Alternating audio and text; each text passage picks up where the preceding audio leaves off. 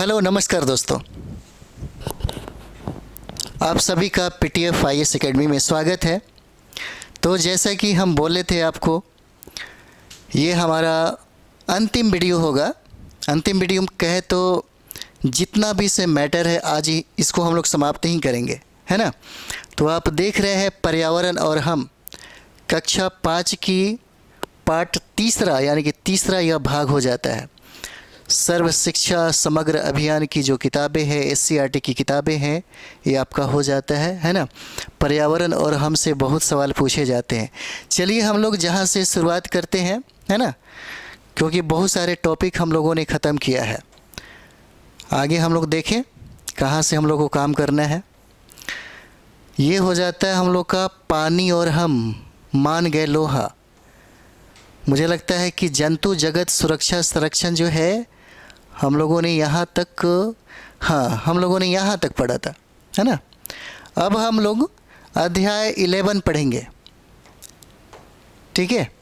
अध्याय 11 जो है, अध्याय 11 हम लोग 11 पढ़ेंगे। देखिए 11 में क्या कहता है, जंतु जगत सुरक्षा संरक्षण, इसी से पता चलता है ना, जंतु जगत सुरक्षा संरक्षण। चलिए इसमें कहता है कि सिद्धार्थ और देवदत्त की जो कहानी है ना। अब टीचर इतना सुनाएगा तो मुश्किल हो जाएगा, बस इतना जानिए कि एक प्रतियोगिता हो रही थी जिसमें देवदत्त ने उड़ते हुए कबूतर को तीर धनुष से निशाना लगा करके उसको भेज दिया। वहाँ पर यानी कि कबूतर को उठा करके सिद्धार्थ ने अपने सीने में लगाई और उसका मरहम पट्टी लगाकर उसे ठीक कर दिया। सवाल ये बनता है कि करुणा, देखिए करुणा सिद्धार्थ को बचपन से ही थी। बुद्ध बनने का सफ़र ऐसा ही शुरू नहीं हुआ, ये करुणा की बात है। और जो लोगों के मन में, जिन लोगों के मन में करुणा होती है, वो कीड़े मकोड़े जीव जंतु के प्रति भी उनका प्रेम और मोहब्बत हमेशा महान होता है ना। तो यही चीज़ कहता है, जीव जंतु जगत और सुरक्षा संरक्षण ये वही कर सकता है ना, जिसके अंदर करुणा हो। जैसे में कभी कभी देखते हैं आप, भारत में ही बहुत सारी ऐसी कहानी है जो पर्यावरण सुरक्षा के लिए लोग अपनी पूरी ज़िंदगी तक लगा दिया, है ना। चिपको आंदोलन भी आप पढ़ सकते हैं। बहुत सारा इस तरीके से इतिहास में भरा पड़ा है। भारत ही नहीं बल्कि विश्व के बहुत सारे ऐसे पर्सनालिटी हैं जिन्होंने जीवन भर काम किया, है ना। किसके लिए? तो जंतु जगत के लिए, सुरक्षा संरक्षण के लिए। अभी जो सस्टेनेबल डेवलपमेंट हम लोग पढ़ते हैं, भारत सरकार के द्वारा जो चलाई गई योजना है सतत विकास। सतत विकास आखिर है क्या? इसी पर तो आधारित हो जाता है ना। तो सिद्धार्थ और देवदत्त की कहानी आप इस किताब में ज़रूर पढ़ लीजिएगा, है ना। जो करुणा है, करुणा की बात यहाँ पे झलकती है और यही करुणा हर चीज़ों में दिखनी चाहिए, है ना। न ईर्ष्या है, न जलन है, न कुछ ऐसा बात है। यहाँ पे सिर्फ दिखता है हर इंसान, मतलब बुद्ध के अंदर की जो करुणा है ये दिखाता है कि छोटे मोटे जीव जंतु, बहुत सारे ऐसे चीज़ें से उनको कितना प्रेम होता है। अगला हम लोग देखेंगे यहाँ पे, पश्चिमी चंपारण में वाल्मीकि वन्य जीव अभयारण्य हो जाता है। तो पश्चिमी चंपारण में हम लोग वन्य जीव अभयारण्य देखते हैं। यह बिहार का, है ना, यह बिहार का पहला राष्ट्रीय वन्य जीव अभयारण्य हो जाता है वाल्मीकि नगर में, है ना। वाल्मीकि नगर जो वन्य जीव अभयारण्य है, पूछा जाता है पहला फर्स्ट वन्य जीव अभयारण्य है कौन सा, तो राष्ट्रीय वन्य जीव अभयारण्य हो जाता है ना। और ये सवाल बहुत बार पूछा गया है, बहुत बार यह सवाल पूछा गया है। अगला हम लोग देखते हैं बेगूसराय में काबर झील, काबर ताल के नाम से भी हम लोग जानते हैं काबर झील को, है ना, यहीं पे है। और एक चीज़ यहाँ पे देखें, यह एशिया का, है ना, एशिया का सबसे बड़ा गोखुर झील है। एशिया का सबसे बड़ा गोखुर झील है। सबसे बड़ा, एशिया का सबसे बड़ा क्या हो जाता है? गोखुर झील हो जाता है ना। गोखुर झील याद रखिएगा, बहुत इम्पॉर्टेंट है यह गोखुर झील। और ये गोखुर झील जो है यह गंडक नदी के मुहाने से निर्माण होता है ना। और यह गंडक नदी के मुहाने से निर्माण होता है। कौन सा? काबर जो ताल है, काबर जो झील है, बीपीएससी बहुत बार यह सवाल पूछा है आपसे, ठीक है। हालांकि नवंबर 2020 में देखिएगा, नवंबर 2020 में है ना, इसको रामसर साइट घोषित किया गया। कौन सा? तो रामसर साइट घोषित किया गया। याद रखिएगा, यह बिहार का पहला रामसर साइट है ना। हम लोग बेगूसराय में देखेंगे काबर झील जो है, या काबर ताल के नाम से भी हम लोग जानते हैं, और यह बेगूसराय में स्थित है, ठीक है। और यह एशिया का सबसे बड़ा झील हो जाता है, ठीक है। और कहता है यहाँ पे कि एशिया का सबसे बड़ा क्या है? गोखुर झील है। और गोखुर झील का जो निर्माण है ना, गंडक नदी के मुहाने के निर्माण से इसका निर्माण हो जाता है, गोखुर झील का। और कहा जाता है कि नवंबर 2020 में इसी है ना काबर जो झील है, इसको रामसर साइट घोषित किया गया। और यह बिहार का पहला रामसर साइट है, इसलिए सबसे ज़्यादा इम्पॉर्टेंट ये हो जाता है यहाँ पे, है ना। इस तरीके से बहुत सारे यहाँ पे वन जीव अभ्यारण्य देख सकते हैं। जैसे मैं आपको बता दें, ऐसे में हम बिहार स्पेशल में जो यहाँ पे है, हम सारा का सारा कराने वाले हैं, है ना। जैसे मैं आप देखिएगा यहाँ पे, जैसे गोगा विल भी पूछा जाता है ना। गोगा बिल वन जीव अभ्यारण्य कहाँ पे है? तो ये क्या हो जाएगा? कटिहार हो जाएगा, है ना। ये कटिहार हो जाता है, ठीक है। अगला देखिएगा, अगला पूछता है विक्रमशिला अभ्यारण्य कहाँ पे हो जाएगा? तो ये आपका भागलपुर हो जाता है ना, भागलपुर हो जाता है। इसी तरीके से हम लोग बहुत करने वाले हैं। उसके बाद नागी है ना, और नकटी पक्षी अभ्यारण्य कहाँ पे है? तो ये आपका कहाँ पे हो जाता है? जमुई हो जाएगा, है ना। अगला हम लोग देखेंगे उसी तरीके से वाल्मीकि राष्ट्रीय उद्यान जो है पश्चिमी चंपारण में हो जाता है। हम लोग मैप से ही इसको कर लेंगे, ठीक है। अगला इसके बाद हम लोग जो बिहार में मैपिंग के द्वारा जो हम लोग करेंगे, उसमें सारा का सारा कोशिश करेंगे जो छूट गया है उसको कंप्लीट करने का, ठीक है। तो ये हो जाता है हम लोग का बेगूसराय, जहाँ पे काबर झील हो जाता है ना। आगे हम लोग देख सकते हैं राष्ट्रीय उद्यान एवं बिहार के उद्यान, है ना। राष्ट्रीय उद्यान एवं बिहार के उद्यान, तो राष्ट्रीय उद्यान हम लोग पहला राष्ट्रीय उद्यान है जो वाल्मीकि वन जीव अभ्यारण्य हो जाता है ना। और बाकी जो उद्यान है उसको हम लोग मैप से करेंगे। अगला देखते हैं, देखिए इसमें कहा जाता है कि बिश्नोई राजस्थान की एक जनजाति है ना। बिश्नोई राजस्थान की एक शेड्यूल ट्राइब में ये लोग आते हैं, जनजाति हैं, है ना। ये तथा वन प्राणियों की रक्षा करते हैं, ठीक है। ये वन और वन में रहने वाले जो जीव जंतु हैं उन्हीं का ये क्या करते हैं? रक्षा करते हैं। कौन सा? तो बिश्नोई जो है शेड्यूल ट्राइब है, जनजाति एक समाज से बिलोंग करते हैं, जिनका सबसे ज़्यादा जो विशेषता है वन और वन प्राणियों की रक्षा करते हैं, ठीक है। चलिए हम लोग अगला अध्याय पढ़ते हैं। अध्याय नंबर हमारा 12 हो जाता है ना। आगे बढ़ा दिया जाए, अध्याय नंबर 12 हो जाएगा। चलिए अध्याय नंबर हम लोग 12 करते हैं। तो अध्याय नंबर 12 देखिए, कहता है कि विश्व विकलांगता दिवस कब मनाई जाती है? कभी कभी दिवस भी पूछा जाता है, और विश्व विकलांगता दिवस जो है 3 दिसंबर को मनाया जाता है ना। 3 दिसंबर को मनाया जाता है विश्व विकलांगता दिवस, 3 दिसंबर को मनाया जाता है। हम एक दो बार रिपीट कर दे रहे हैं ताकि आपको याद हो जाए। और ब्रेल लिपि की बात करें तो देखिए, ब्रेल लिपि एक खड़े आयताकार स्लेट में 6 बिंदुओं को उभार कर लिखा जाता है, ब्रेल लिपि। हालांकि इसकी स्थापना लुई ब्रेल ने किया था, और लुई ब्रेल ने उन लोगों के लिए इसका जो डिजिट तैयार किया जो बचपन से ही है ना आँख से देख नहीं सकते, तो वो लोग पहचान करते हैं और पहचान करके बता देंगे कि ये लिखा हुआ है ना। इसीलिए लुई ब्रेल जो है यह बहुत ही ज़्यादा प्रसिद्ध हो गया, और नेत्रहीन बच्चों के लिए बहुत बेहतर साबित हुआ। कहा जाता है नेत्रहीन बच्चे इन उभरे बिंदुओं को अंगुलियों के संपर्क से क्या करते हैं? समझ जाते हैं, है ना। लुई ब्रेल ने इसकी स्थापना किया था, ब्रेल लिपि का। चलिए आगे देखते हैं, अध्याय हमारा जो 13 है ना, पानी और हम। पानी और हम जो है ये आपका अध्याय 13 हो जाता है। पानी कहाँ से लाते हैं, है ना। ये देखिए पानी कहाँ से लाते हैं, तो पूरा डिटेल्स हम लोगों ने इसमें ज़्यादा फैक्टर रहा नहीं जो हम कोशिश करें, है ना। तो पानी कहाँ से लाते हैं, जैसे कुआं, नल हो गया, हैंडपंप हो जाता है, नहर हो जाता है, बहुत सारे स्रोत है ना। उसके बाद यहाँ पे देखेंगे बिहार में भयंकर जो बाढ़ था 18 अगस्त 2018 में 8 में आया था, है ना। 18 अगस्त 2008 में आया था, है ना।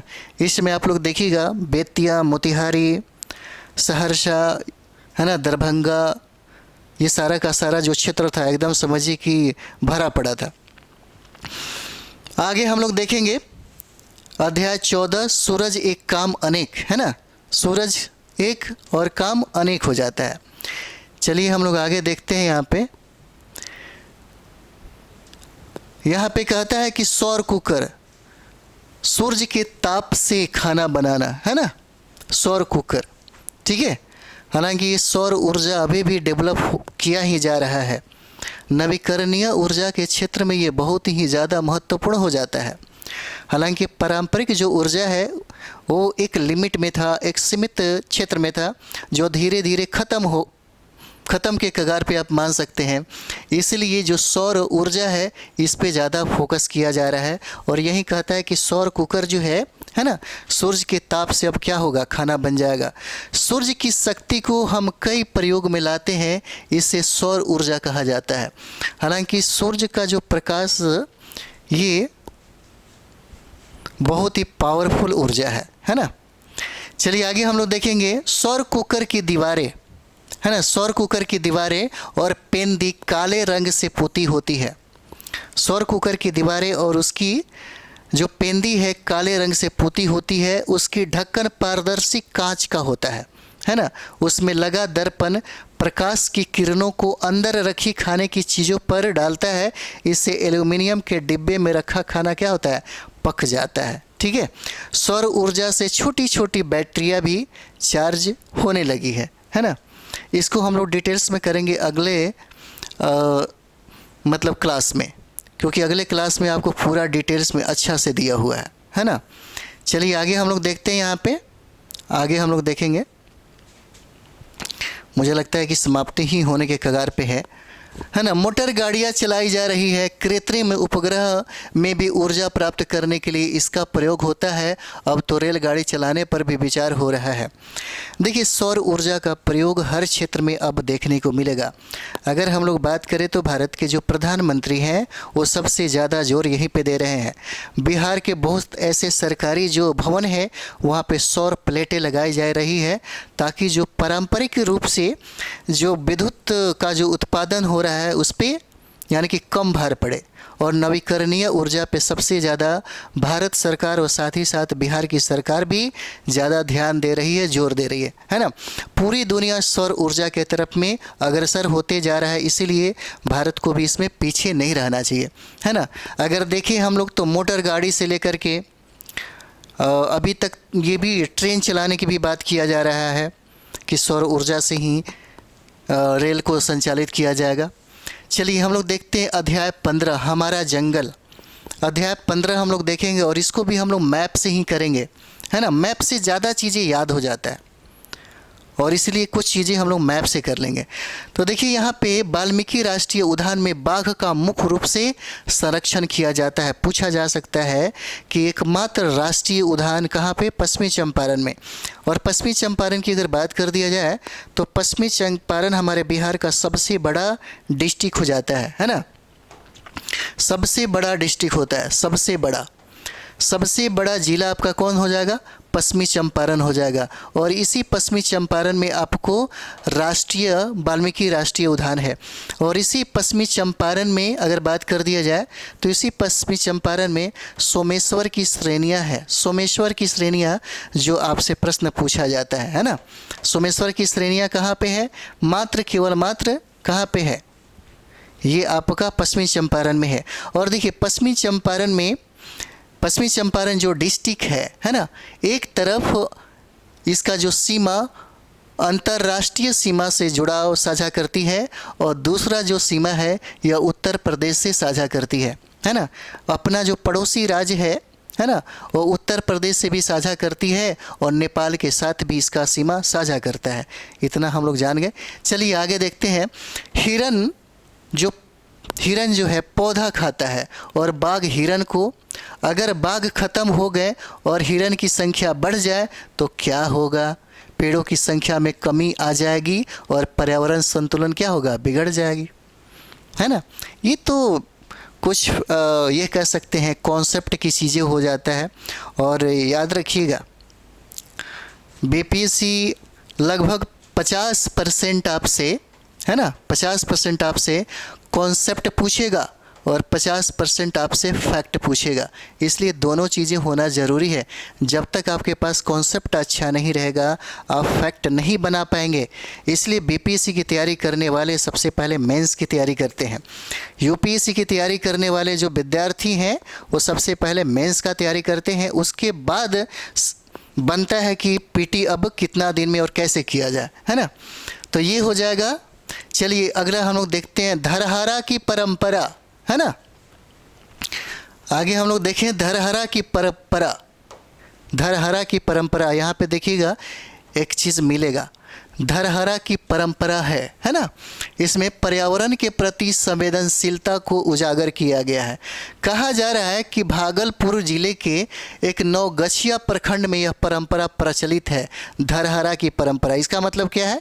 जब वहाँ पे बेटियाँ जन्म होती है तो बेटियों के जन्म का जो संदर्भ है ना, पर्यावरण संरक्षण से जोड़ा जाता है और वहाँ पे एक उत्सव मनाई जाती है और उसी के एवज में बेटियों के जन्म पर 10 पौधे लगाने की परंपरा है। सोच के देखिए, 10 पौधे लगाने की परंपरा है। एक कमेंट्स में आप हमें ज़रूर बताइएगा, क्या कोई ऐसी परंपरा है कि बेटों के जन्म पे 10 पौधे या 5 पौधे लगाया जाए, है ना। ये कमेंट्स में ज़रूर बताइएगा। तो बेटियों के जन्म को पर्यावरण संरक्षण का अवसर मानते एक उत्सव का रूप दिया और बेटियों के जन्म पर 10 पौधा लगाने की यहाँ पे एक परंपरा हो जाती है। ठीक है, चलिए आगे देखते हैं। सर्वे करें तो हम लोग उसका अगले क्लास में हम लोग करेंगे, है ना। इतना ज़्यादा ये नहीं है और इससे ऐसे भी प्रश्न नहीं बन पाते, है ना। रामपुर वाले चाचा की शादी, ये थोड़ा सा स्टोरी टाइप से है। लकी जब बीमार पड़ा, लकी को मलेरिया हो गया जो कि एक संक्रामक, है ना, रोग हो जाता है।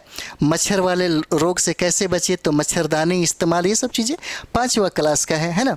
जो इम्पोर्टेंट हमको लगा हम लोगों ने कराया। तो यहाँ तक ये जो है 5वीं क्लास का जो भाग 3 का जो पर्यावरण और हम सब्जेक्ट है, हम लोगों ने इसको समाप्त किया। ठीक है, अब हम लोग 6ठे 7वें 8वां 9वां जो भी है वो सबको आगे हम लोग करते हैं। ठीक है, तो ये सेशन थोड़ा सा आप अपने तरफ से अपने दोस्तों और अपने साथी संगियों के बीच में इसको ज़्यादा से ज़्यादा शेयर करें, है ना। और कमेंट्स ज़रूर करें। हम जो प्रश्न आपसे पूछे हैं आप इसका जवाब कमेंट्स में ज़रूर बताइएगा। जो भी आपके मन में आता है ना, जो भी आपको फैक्ट मिलता है ज़रूर बताइएगा, ताकि हम लोग जुड़ते जा रहे हैं। तो जुड़ने से ये होगा कि थोड़ा सा कम्युनिकेशन अगर बढ़ जाए, है ना, तो पढ़ाई ज़्यादा बेहतर होता है और अच्छा रहेगा कि खूब मेहनत करिए।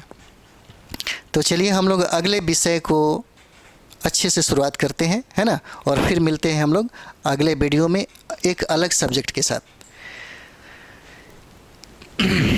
थैंक यू वेरी मच आप सभी लोगों को।